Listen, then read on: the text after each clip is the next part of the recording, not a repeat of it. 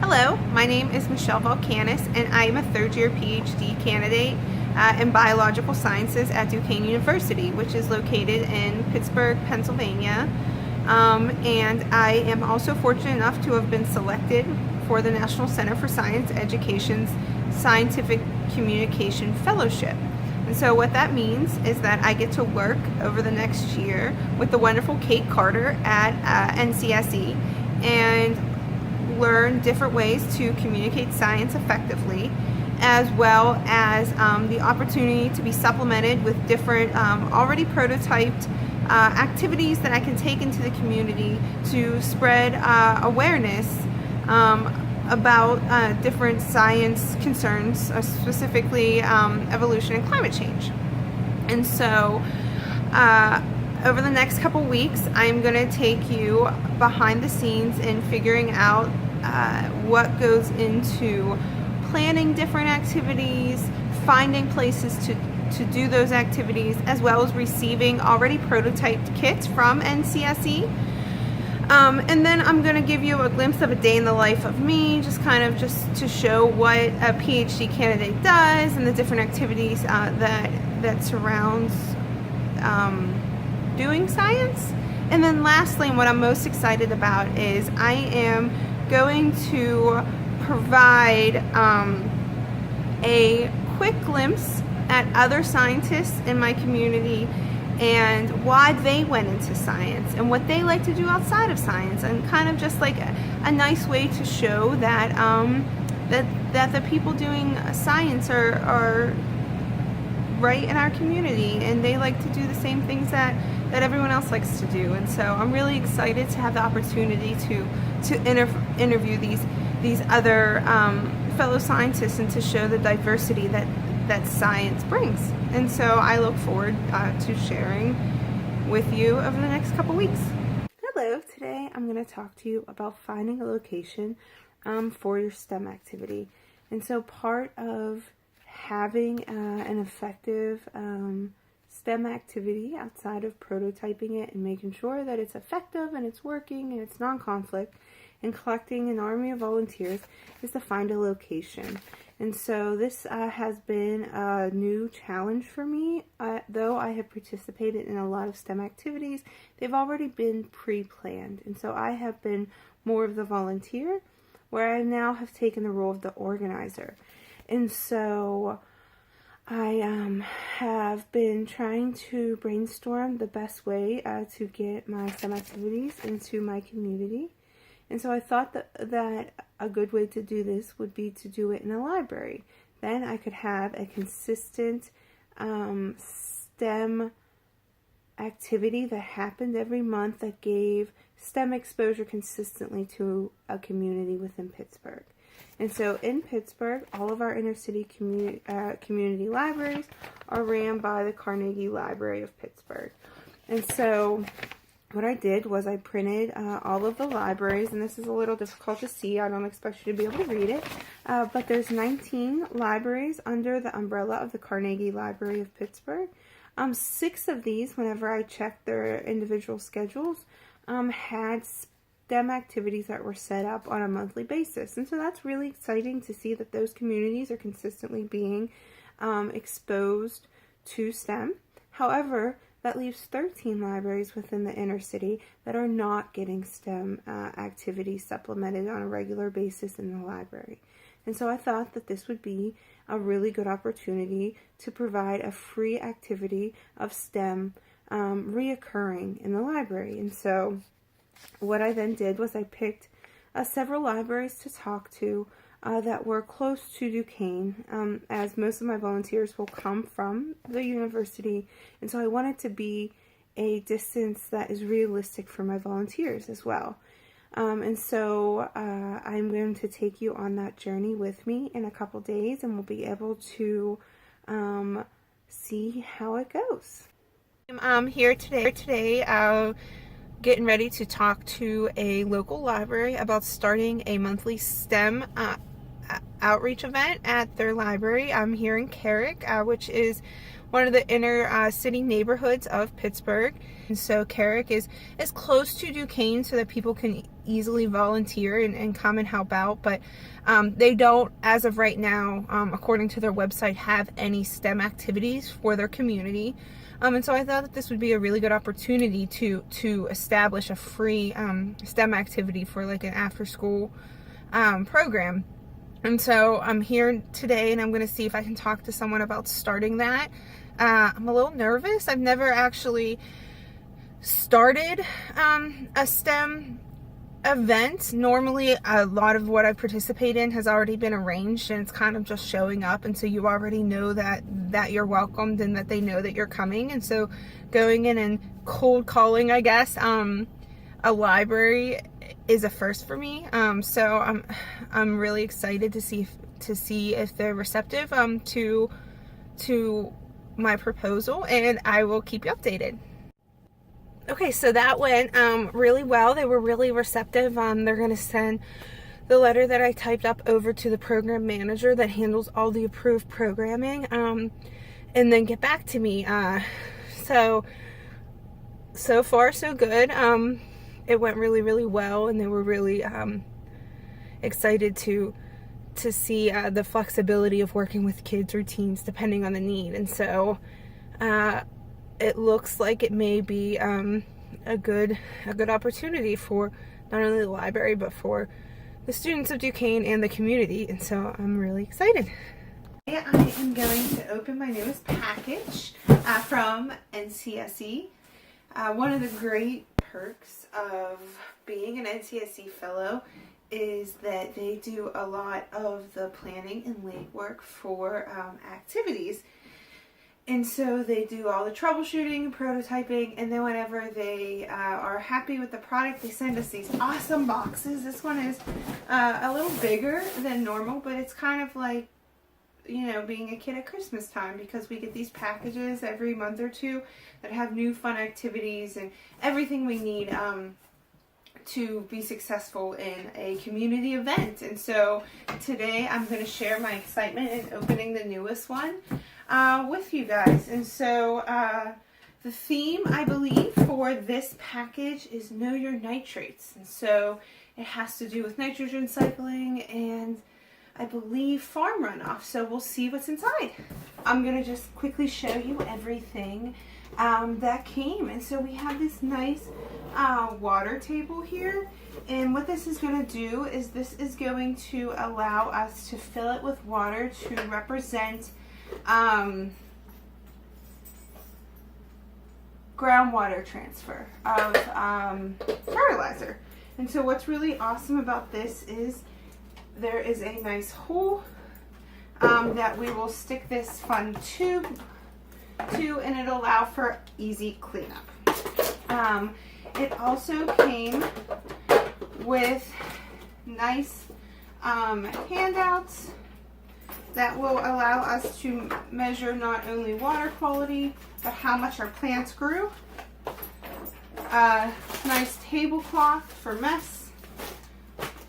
Timers to keep track of the number of visitors we have. 4 dice, which I'm not 100% sure what these are for yet. Disposable pipette for pipetting our fertilizer on and later doing water quality. My favorite thing about this is this awesome barn. Like, how cool is this barn?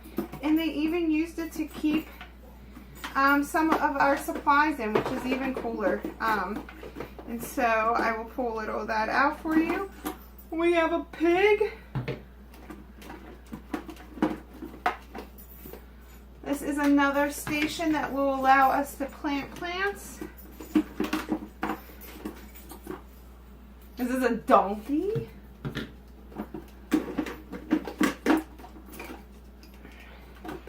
This one is cool because this has a tube that is connected to the idea of well water.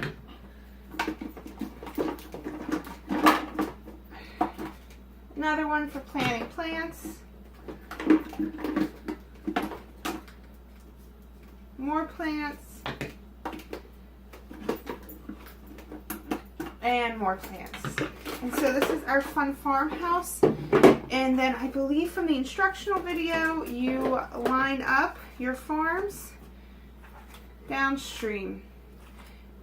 And what's really cool is that they also provide little added trinkets, right? That are fun for the kids. And so we have little tractors that the kids can set up and get ready.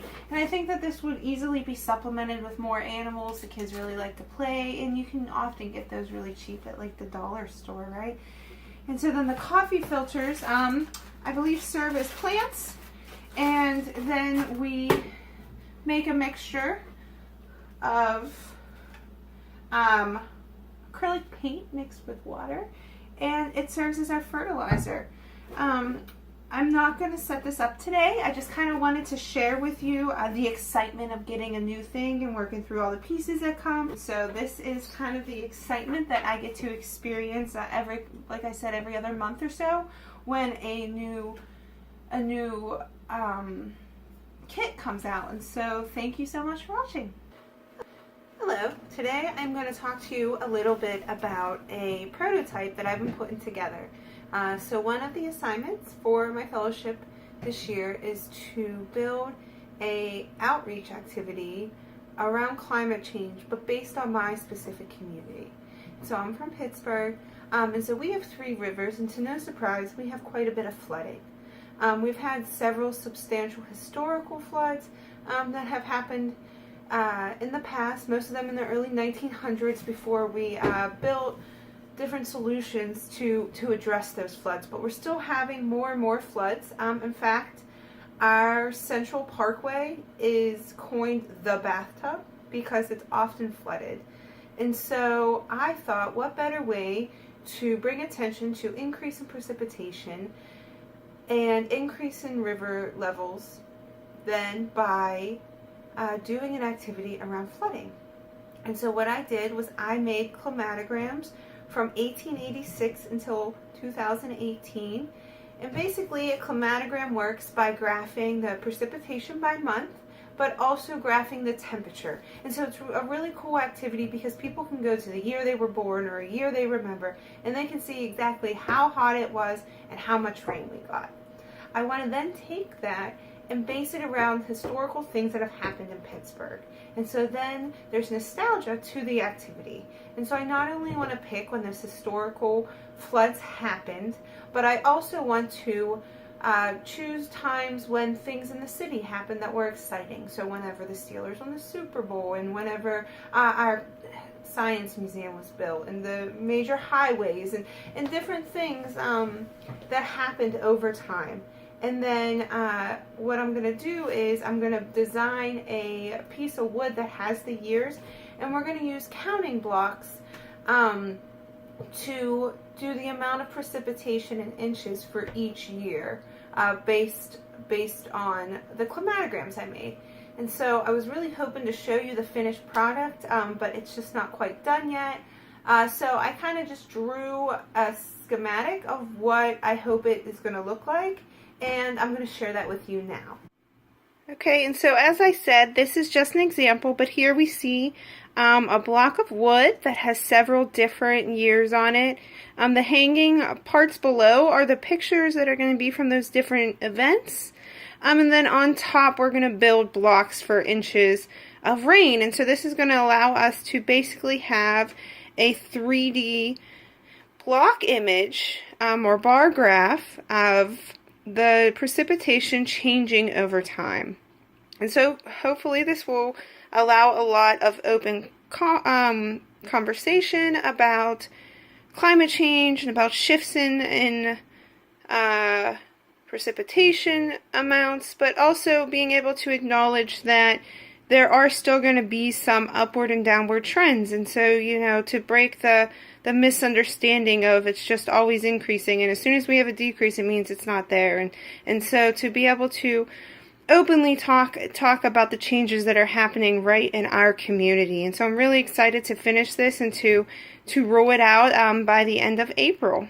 Show you what it's like to be a scientist. So I'm going to have you follow me around throughout my day, and we can see what kind of science I do and the different activities that I do. So right now I am outside of Mellon Hall, which is kind of hard to see, but it is basically our science building. It's a really big black box of a building, and it was designed by a famous architect actually, but it's really just a square.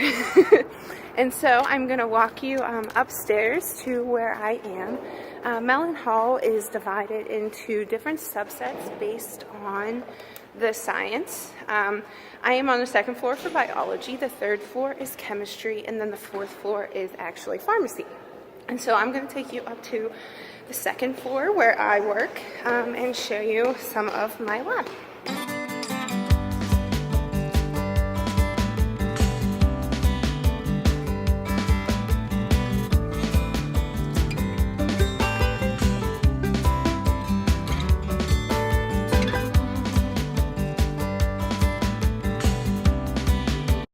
So let's go check it out.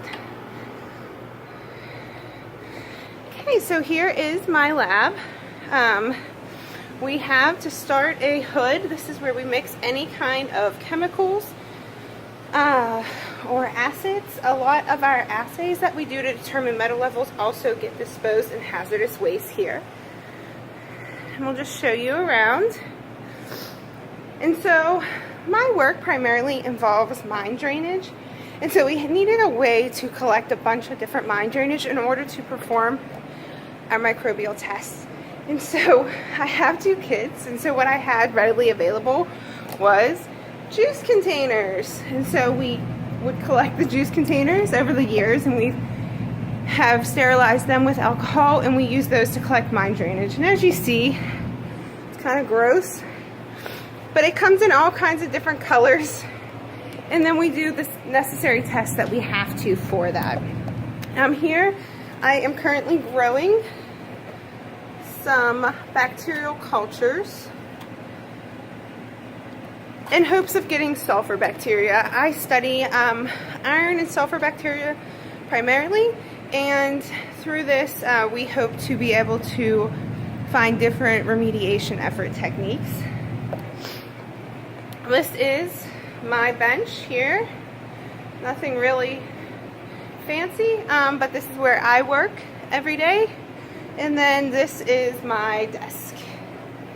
And so, once again, it's not exactly the cleanest. It could probably be cleaner, but it works for me. Okay. Alrighty, so now it is time to head off to the conference.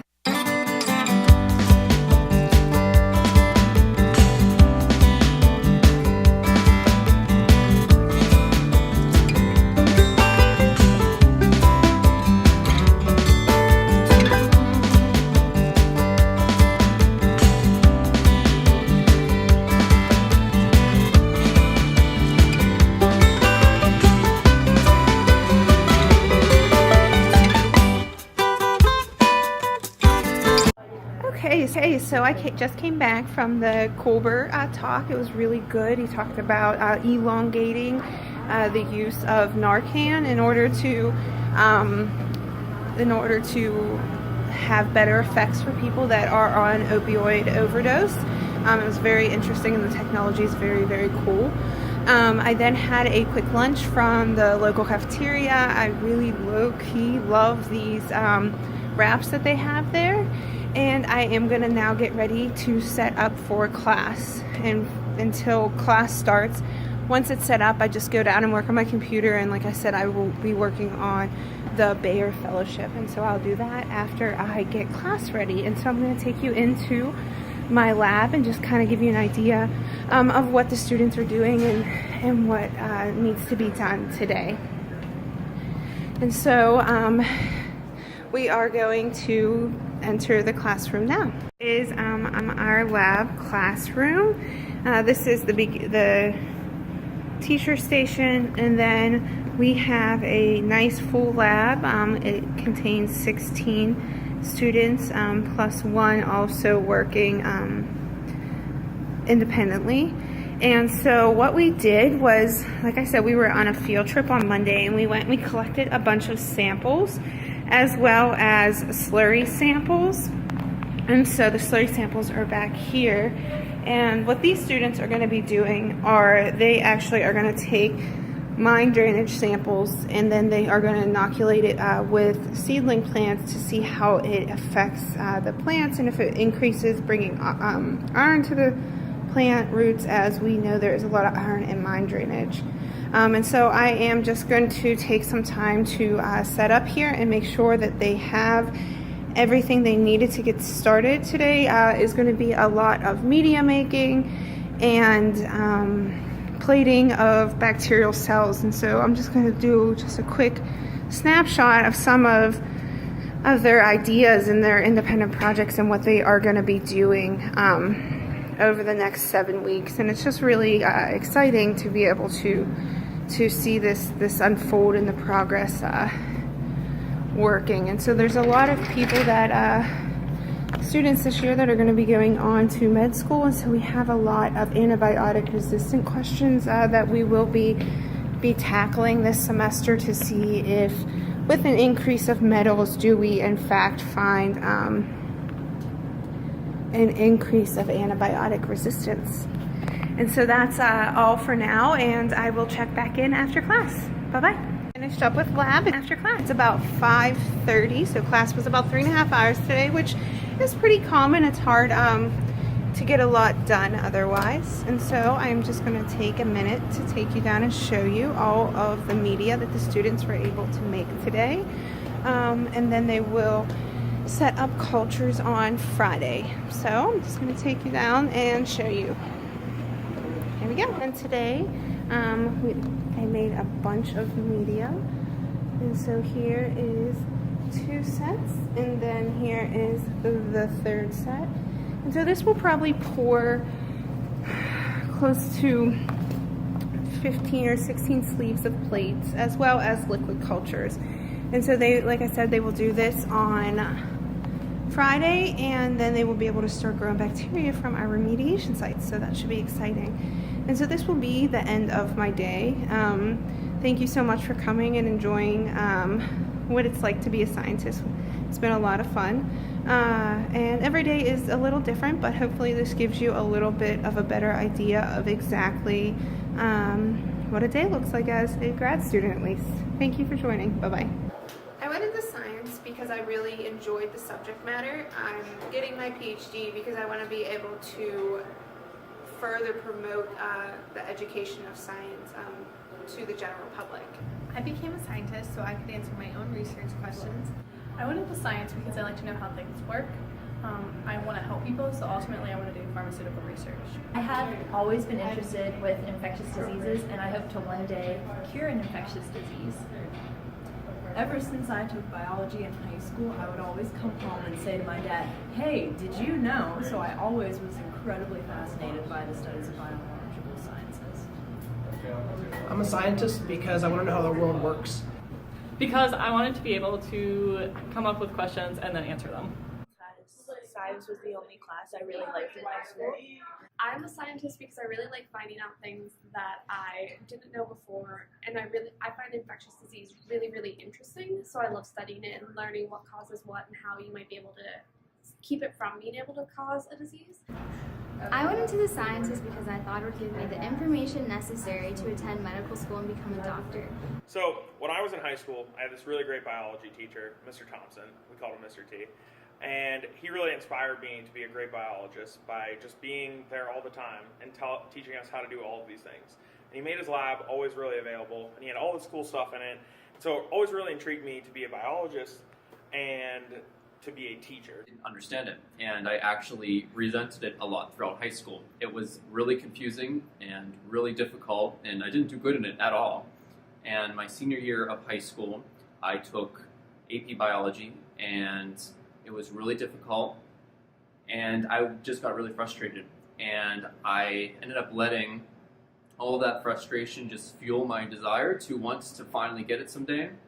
And I decided to go to college for biology because I figured that by taking a lot of biology classes, I would finally get it. because I like answering questions that will help us save endangered species and understand our world better. I love science because I love to see how different experiments work and how results come up. That's how I ended up becoming a scientist. I love to see or bring up so many innovations where I could help the mankind in turn. So that's how I become a scientist. I'm an environmental microbiologist in nature. I decided to go into the sciences because when I was a kid, I was in grade school and taking the different courses, I really liked learning about how life works and the different things that happen in our bodies, and so I decided to take science to learn more about it. My name is Kiara and I'm a sophomore biomedical engineering student. I plan on going into the field of prosthetics and orthotics. So I'm looking forward to a lot of medical schooling in my future. I think it'd be a really cool career to go into because I would get to help people while still being able to design. The reason I'm a scientist is because I like to answer and ask questions. So it's a cool opportunity to just dive into things and just learn, be able to share what you learned, as well as you get to mentor and just meet a ton of people. The reason I wanted to be a scientist is because I've always loved science. Science was my favorite subject, and I used to bug my mom to do the science fair every year, and one of those years I didn't place, but I got honorable mention, and that sort of gave me the drive that I needed to feel like I could actually do science. Outside of science, I do club sports such as kickball, softball, and basketball. And in my free time, I like to make beer and play with my cat. Outside of science, I really love watching movies. I actually have a movie bucket list of all the movies that I need to see, and then in my spare time I pick one of them and then I check it off my list. And in addition to that, I really like cooking and baking. Because I'm a scientist, I'm sort of good at following instructions, and that plays over with the baking and cooking because I can follow a protocol, but I can also follow a recipe. What I like to do outside of science is spend time with my family, especially in our backyard, jumping on the trampoline. Outside of the sciences, I like to binge watch Netflix and other TV shows, and I like to go out with my friends on the weekends, and I like to online shop. Outside of science, I enjoy cooking, and I also love my cats, and I like Parks and Rec. Outside of science, I do a lot of different things. I like to create musicallys, which are now, I guess, called TikTok videos that a lot of people know about, and I like to do a lot of goofy things on there. I also like to just go around Pittsburgh and discover different things and go to different attractions and museums.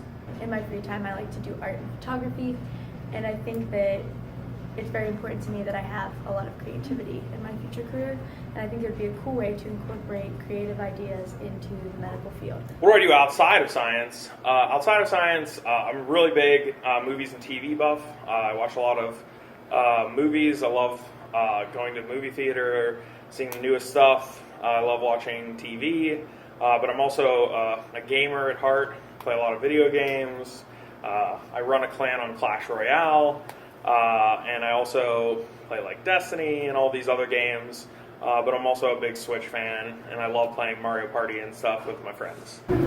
So what I like to do outside of science is I like to paint and read in any spare time that I have, as well as tell people fun facts about science and hopefully spread the appreciation of science. And I like to do sculpting stuff, so still pretty artsy. And outside of science, I like to read books and spend time with my family and friends. Outside of science, I like to go out with my friends and stay far away from the library. The things that I like to do are read and watch TV and go out with friends. What I like to do for fun is I just like to hang out with my friends and spend time with people. If there's a large crowd of people, I'm there. So I like going to the mall, doing exciting things, concerts, love coffee shops. And outside of science, I actually really like cooking. Spend a lot of time watching cooking shows and trying new recipes. Outside of work, I do have allowed to spend time with my family, and also I'm a professional classical dancer, so I love to teach and do a lot of choreography for the kids. Outside of science, I like to run and I like to eat spicy food. Bye.